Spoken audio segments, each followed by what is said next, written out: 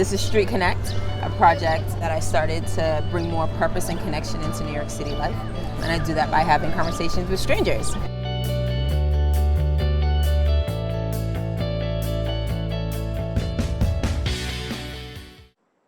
What was the most rewarding thing you've gained from these conversations?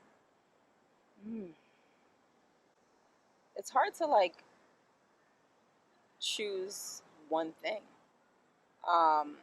because the whole experience has been a huge surprise for me.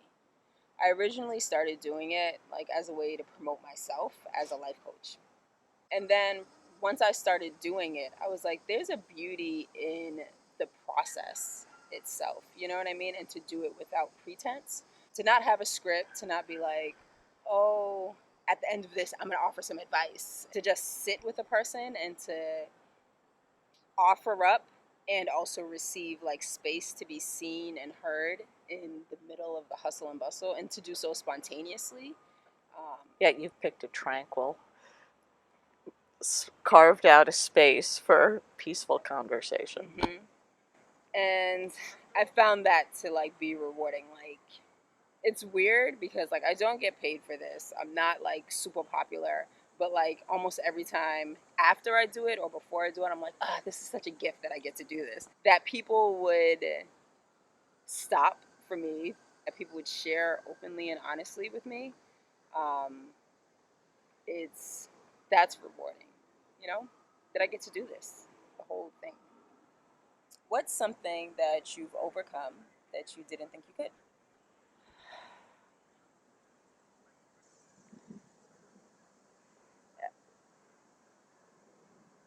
My parents died when I was young in quick succession of each other, and the ability to allow myself to be open to that kind of loss again in a relationship or in the world. It's like the people you were already close to, my sisters, my friends, they were already in, but to let anyone else in who could cause you that kind of incredible hurt and pain was a real effort, because it's putting yourself out there, so it's a lot easier to not be vulnerable to that hurt.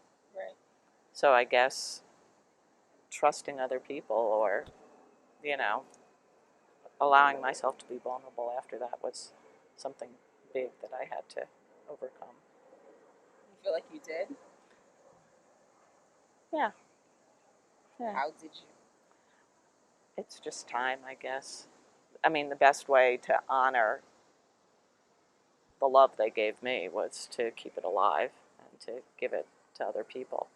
But that meant that I would be vulnerable to that kind of loss. So it was a trade-off.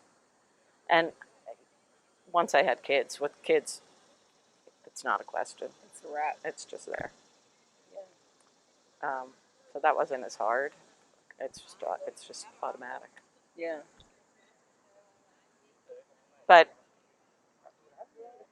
there's this notion that because things happen that aren't supposed to, your parents aren't supposed to die, but there were times when I would get to a traffic light and have a choice of going left or right to get to the same place, and I'd have to get myself past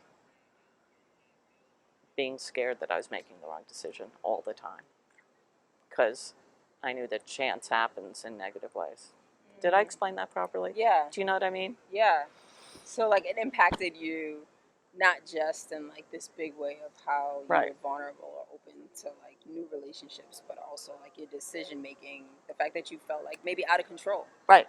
Yeah, no, and in little silly things that I had to push through. Right. When I had to have my schedule induction dates for my kid's birth, I wouldn't pick the date.